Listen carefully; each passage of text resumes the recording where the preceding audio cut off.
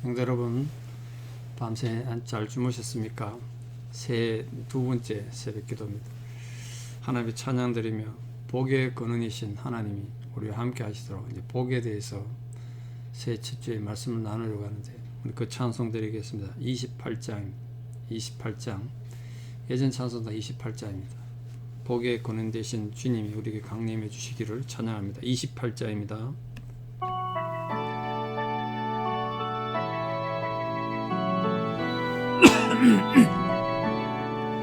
복의 근원 강림하사 찬송하게 하소서. 한량없이 자비하심 정량할 길 없도다. 천사들의 찬송가를 내게 가르치소서. 구속하신 그 사랑을 항상 찬송합니다. 주의 크신 도움받아 이때까지 왔으니 이와 같이 천국에도 이르기를 바라네. 하나님의 품을 떠나 죄에 빠진 우리를 예수 구원하시려고 보혈 흘려주셨네. 주의 귀한 은혜 받고 일생 빚진 자 되네. 주의 은혜 사슬되사 나를 주께 매소서.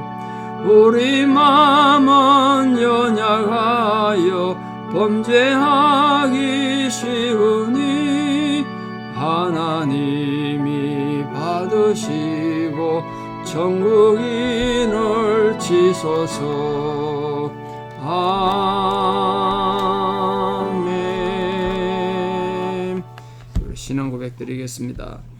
전능하사 천지를 만드신 하나님 아버지를 내가 믿사오며 그 외아들 우리 주 예수 그리스도를 믿사오니 이는 성령으로 잉태하사 동정녀 마리아에게 나시고 본디오 빌라도에게 고난을 받으사 십자가에 못 박혀 죽으시고 장사된 지 사흘 만에 죽은 자 가운데서 다시 살아나시며 하늘에 오르사 전능하신 하나님 우편에 앉아 계시다가 저리로서 산자와 죽은 자를 심판하러 오시리라.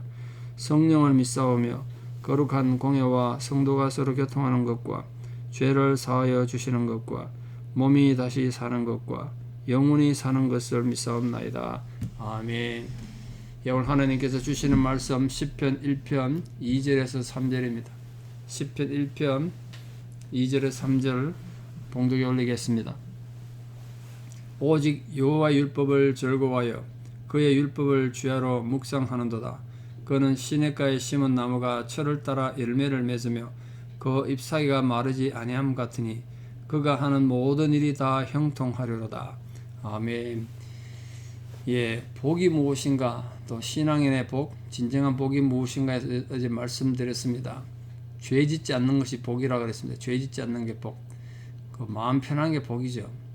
사람 죄를 지으면 죄는 우리에게 흔적을 남깁니다. 그걸 죄책감이라고 그러죠. 죄책감이 있는 사람이 절대로 행복하게 인생을 살 수 없습니다. 그런데 우리는 죄만 안 지으면 행복하냐? 인간은 또 그렇게 살 수 없죠. 비우면 채워야 되지 않습니까? 그래서 오늘 진정한 복을 행하는 적극적인 복의 의미를 오직이라고 말했어요. 오직. 죄 짓지 않는 그런 악인의 꾀를 따르지 않고 또 죄인의 길에 서지 않고 오만한 자의 자리에 앉지 않는 그런 성도의 아름다운 모습뿐 아니라 정말 복 있는 자를 살기 위해서는 오직 이 방법밖에 없다. 왜 다른 여러 가지 방법이 있지 않겠습니까? 부유하고 장수하고 성공하고 출세하는 여러 가지 방법이 있겠는데 하나님 우리에게 복된 성도로 살기 위한 오직 하나의 방법을 말씀하셨습니다. 그게 뭐냐? 여호와의 율법을 즐거워하여 그 율법을 주야로 묵상하는 것. 그게 복이란 거예요. 이게 복이라는 의미를 아시겠습니까? 우리 1년 가도 성경 한번 들춰보지도 않고 평생을 예수 믿어도 성경 한번 안 읽은 분도 계시죠. 복되게 살기 어렵다는 거예요. 여러분 정말 복된 성도로 살고 복받는 분으로 살고 싶으시면 하나님 말씀을 하셔야 돼요. 또 하나님 말씀을 사랑하셔야 되고, 오직이라고 그랬습니다. 오직.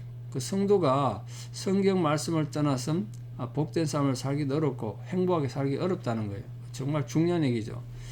기독교가 말씀의 종교라고 정말 수없이 말씀드렸는데 이유가 그렇습니다. 우리가 말씀의 종교이기 때문에 오직 말씀을 알아야 은혜도 받을 뿐 아니라 복되게 살 수 있고 행복하게 살 수가 있습니다. 그래서 오직 여호와의 율법을 즐거워한다, 그렇게 말했습니다. 이 여호와의 율법은 모세 오경을 우리 흔히 율법이라고 말합니다만 모세 오경만을 말하는 것이 아니라 성경 전체를 말하는 겁니다. 하나님의 말씀 전체. 왜냐하면 사실 성경 전체는 율법에 대한 해석이다, 그렇게 말할 수 있겠습니다. 모세 오경에 하나님에 대한 생각, 하나님의 마음, 인간에 대한 하나님의 계획이 다 들어있죠. 그 설명한 것이 나머지 전체 성경이 아닐까 생각합니다. 그 말씀을 사랑하고 좋아하고 즐거워하는 것, 그게 진짜 복이라는 거예요. 성경이 좋아지고 성경이 사랑스러워지면 정말 복 있는 사람입니다. 그래서 복 있는 사람은 성경 전체를 주야로 묵상하는 자라는 거예요. 주야로 묵상하는 자. 제가 이걸 정말 깨닫고 어릴 때 초등학교 다닐 때부터 시편 1편은 암송하고 외우고 상도 받고 했던 그런 본문 아니겠습니까 다들? 그런데 성경을 알고 읽는 것이 정말 복이라는 걸 이제 뒤늦게 알게 된 거죠. 그래서 제가 성경 통독을 성도님들 꼭 시켜야 되겠다. 그래서 성도님들에게 복을 받게 해야 되겠다. 그렇게 생각을 했습니다. 그래서 이걸 누가 시킨 건 아닙니다만 성경 전체를 제 목소리로 녹음도 하고 또 어떻게 하면 성경을 좀 쉽고 재밌게 성도님들이 접근할 수 있게 할까 해서 그림과 사진으로 7,000대 사진으로 몇 년을 걸쳐서 그걸 만들었습니다. 제가 하나님께 가면 내놓을 거 그거 하나 있는데요. 제 나름대로의 개인적인 업적이기 이전에 하나님 앞에 목회자로서 제 양심을 걸고 만든 성도들 향한 제 사랑의 선물입니다. 이 말씀이 얼마나 중요한가, 그게 얼마나 복의 근원인가를 알았기 때문에 제가 그렇게 한 겁니다. 근데 성경의 한 부분의 연구에만 치우치지 말고, 성경 읽다 보면요, 좀 재미도 없고 딱딱한 것도 있고 은혜가 안 되고 예수님이 또 우리 계속 책망하는 내용도 많지 않습니까? 그런 내용 들으면 우리 위로가 안 되죠. 힘이 안 나죠. 내가 너와 함께 한다, 놀라지 말고 두려워하지 마라, 이런 말을 들으면 이 위로가 더 힘이 되는데, 하나님께서 자손 3세대까지 저주를 받을 것이다 이러면 기분 나쁘잖아요. 그게 복이 안 되죠. 근데 그런 말씀까지도 제거하지 말고 정말 그것도 나의 영적인 양식으로 섭취해서 받아들일 때 그때 복이 된다는 거예요. 복된 말씀, 위로하는 말씀만이 아니라 책망과 저주의 말씀 속에서도 하나님의 사랑을 발견할 때 그렇게 종합적이고 입체적으로 또 그렇게 실제적으로 말씀을 묵상하고 연구할 때 그때 그게 복이 된다는 거예요. 그 여호와 율법을 즐거워하는 것이 복이라고 그랬습니다. 즐거워한다는 의미는 아시죠? 하나님을 정말 사랑하니까. 우리가 누군가를 정말 사랑하면 그 사람의 관계된 모든 것을 사랑하지 않습니까? 그 사람이 좋아하는 음식, 그 사람이 좋아하는 음악, 그 사람이 좋아하는 문학, 이런 거 다 우리도 하고 싶고 따라하고 싶고 그러지 않습니까?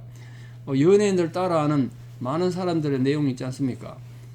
유명한 연예인들, 자기가 좋아하는 연예인들이 먹었다는 음식, 그게 지금 BTS 때문에 세계적으로 유행이 되고 그런 걸 많이 봤습니다. 사랑하니까 따라하고 싶고 관심이 있는 거예요. 그러니까 우리가 하나님을 사랑하면 하나님이 나에게 무슨 말씀 하셨는가 관심을 가지게 되고 그 말씀을 지키려는 마음이 생긴다는 거예요. 그래서 여호와의 율법을 즐거워한다는 말은 결국 하나님을 사랑한다는 뜻입니다. 우리 성도님들이 하나님을 깊이 사랑할 때 말씀을 늘 가까이 대하고 싶어지고 또 말씀을 대하는 시간이 즐거워지는 거예요. 예수님께서도 요한복음 14장에서 이렇게 말씀하셨습니다. 너희가 나를 사랑하면 나의 계명을 지키라. 이미 작년에 설교에서 말씀드렸습니다. 그러니까 말로만 립서비스로 해서 내 사랑한다 하지 말고 계명을 지키는, 말씀을 지킴으로써 나에 대한 사랑을 증명하라. 예수님이 직접 말씀하셨어요. 그러니까 우리가 다른 일에 분주하고 교회 와서 일은 많이 하는데 말씀에 대한 사랑이 없고 관심이 없고 예배에 대한 관심이 없으면 하나님 사랑하는 방법이 아니라는 거예요. 여러분 정말 오직입니다. 오직 하나님 말씀을 사랑하고 즐거워함으로써 하나님에 대한 사랑을 증명할 뿐 아니라 복받는 성도들 되기를 축원합니다. 두 번째로 그 율법은 언제 묵상해야 되느냐? 오늘 본문으로 보니까 주야로 묵상하라. 주야. 말씀이 단순히 우리가 낮에만 행동할 때만 필요한 말씀이 아니라 밤에 잘 때도 필요하니까 사실 우리 전 삶에 영향을 주는 말씀, 그게 주야로 묵상하는 뜻이죠. 모든 삶에 하나님 말씀이 영향을 줘야 한다. 그래서 우리 성경 말씀이 인격적인 가르침이니까, 그러니까 우리 지식, 감정, 우리 의지, 그 모든 것에 영향을 주는 진리로 받아들임으로써 그 모든 말씀이 우리 삶을 다스리도록 그렇게 우리가 들으기 위해서 주야로 묵상하는다. 밤낮으로 묵상하는다. 항상 모든 삶에 하나님의 말씀이 우리에게 영향을 주도록 그 말씀을 묵상하는 자가 되어야 된다. 그런 뜻으로 하나님 말씀하셨습니다.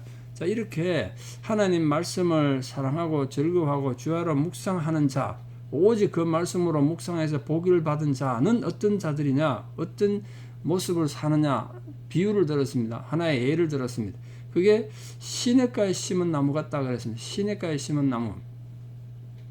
이 시냇가에 심은 나무라는 표현, 우리에게는 뭐 별로 의미가 없겠습니다만 팔레스타인 같은 이 사막 지방, 정말 삭막한 광야 지역에 물가에 심겨온 나무라는 표현은 그 표현만으로도 아름답지 않습니까? 물가에 심겨온 나무. 그러니까 그 물가에 심겨온 나무는 나무에게 정말 필수적으로 필요한 게 수분 아니겠습니까? 물. 그 시냇가에 심은 나무는 어떤 상황 변화, 일기 변화에도 상관없이 물이 있으니까 잘 자라겠죠. 오아시스 가까이 나무는 자라지 않겠습니까? 제가 팔레스타인 지역 광야를 여행할 때 보니까 정말 삭막한 광야인데 오아시스는 저 멀리서 봐도 표가 나더라고요. 거기는 풀이 쫙 우거져 있어요. 그 가면 물이 있는 거예요. 오아시스. 그런 나무가 복 있는 사람이라가. 복 있는 사람. 왜냐하면 이 나무가 물가에 심은 게 나무는 잎이 푸르니까 어디 봐도 보이지 않겠어요? 멀리서 봐도 보인다. 남들에게 뭐 우리가 보이기 위해 가지고 쇼맨십으로 신앙생활 할 필요는 없지만 우리 신앙이 사람들 보기에 푸른 잎사귀가 돼야 돼요. 뭔가 표가 나야 된다는 말이에요. 사막 한가운데 푸른 잎을 생각해 보십시오. 수십 킬로 떨어진 먼 곳에서도 보이더라니까요.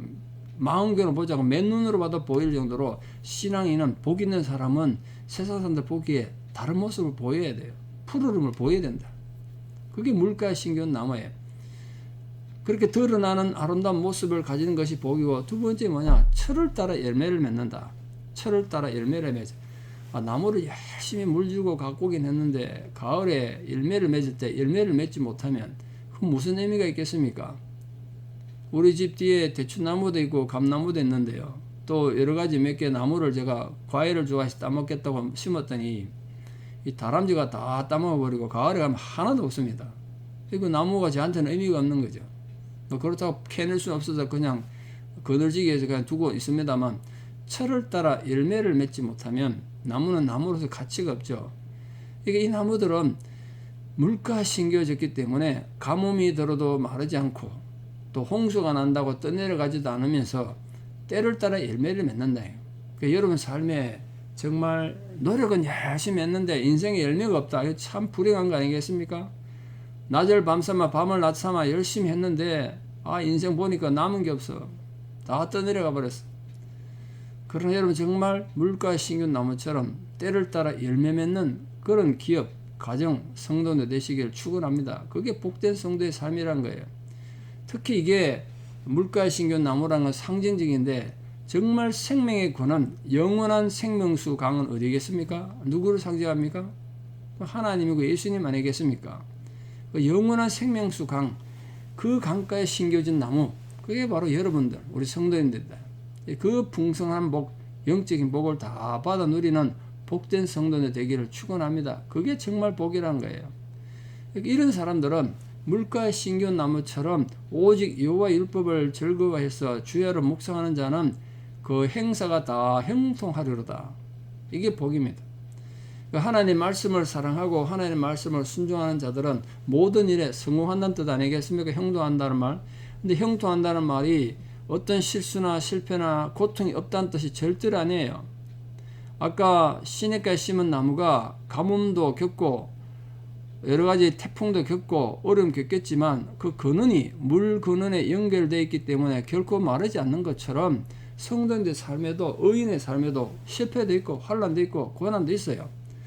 그러나 성도님의 뿌리가, 인생의 뿌리, 영혼의 뿌리가 하나님과 연결되어 있기 때문에 궁극적으로 로마서 8장 28절 그 유명한 말씀이 있지 않습니까? 하나님을 사랑하는 자, 그 뜻대로 부르심을 입은 자들에게는 모든 것이 합력하여 선을 이룬다는 이 바울의 말씀처럼 우리 실패와 환난과 고통도 합력하여 선을 이루는 것, 그게 형통이에요. 힘들고 어렵고 고통스러운 삶 속에서도 견딜 수 있는 힘을 가지는 것, 그게 형통이란 거예요. 그게 정말 복 있는 성도님들입니다. 그러니까 우리 사는 성도님들 2022년 이 한 해를 살아가는 동안 예기치 못한 환난을 당할 수도 있고요. 쓰라린 아픔을 겪을 수도 있고 큰 손해를 볼 수도 있습니다. 그러나 아무리 심한 환난을 당할지라도 이 하나님 말씀을 기억하고 오직 주야로 하나님 말씀을 묵상하고 사랑하고 섬김으로써 모든 고난을 이겨내서 정말 이 한 해 형통한 복을 누리는 복된 성도들 다 되시기를 진심으로 축원합니다. 기도드리겠습니다. 아버지 하나님, 하나님께서 우리를 새해의 하나님 백성으로 세우시고 참으로 복 있는 자로 불러주셨습니다. 복 있는 사람은 죄를 범하지 않고 악을 행하지 않는다고 했습니다. 그와 아울러 오직 주의 말씀을 묵상하고 사랑하는 자라고 말씀하셨습니다. 우리에게 하나님 말씀 사랑하는 열정을 주셔서 참으로 세상이 아무리 혼탁해져가고 아무리 세상의 과학이 발달하고 아무리 세상의 살기가 풍요로워져도 하나님 말씀에 대한 이해 없이는 행복할 수 없다는 것을 알고 우리 모든 성도님들이 이 2022년 한 해에도 말씀 사랑하는 자로 살게 하여 주시옵소서. 하나님 말씀에 대한 뜨거운 열정을 허락해 주시고 그 말씀의 사랑 속에서 하나님에 대한 귀한 은혜를 또 귀한 사랑의 증명을 하며 살아가는 우리 모든 성도들 되게 도와주시옵소서. 정말 우리 성도님들이 한 해 물가에 심겨온 나무가 되기를 축원합니다. 고난이 있고 환난이 있고 절망이 있어도 물가에 심겨온 나무는 마르지 않고 때를 따라 열매를 맺는 것처럼 우리 모든 성도님들의 삶이 형통한 삶이 되게 도와주시옵소서. 비록 실패와 고통과 환난이 있어도 모든 것이 합력하여 선을 이루는 하나님 아버지의 형통하심을 통하여 이 한 해를 믿음으로 승리하는 귀한 복된 성도들 다 되게 도와주시옵소서. 이제는 우리 주 예수 그리스도의 은혜와 하나님 아버지의 만극하신 사랑과 성령님의 위로 교통 역사하심이 참으로 오직 여호와 율법을 묵상하고 주야로 사랑함으로 밤낮으로 묵상함으로써 물가에 심겨온 나무가 잎사귀가 마르지 않는 것처럼 시절을 쫓아 열매 맺는 복된 성도님들로 살아가기를 소망하고 결단하는 사랑하는 성도님들의 아름다운 신앙의 고백 위에 또 이 한 해의 삶 위에 그 기업과 가정 위에 또 우리 사랑하는 모든 자녀들 삶 위에 이제부터 영원토록 함께 하시옵기를 간절히 축원하옵나이다. 아멘. 여러분 오늘 하루도 복된 삶 사시는 성도 되시기를 축원합니다. 수요예배에도 많은 참석 부탁드립니다. 감사합니다.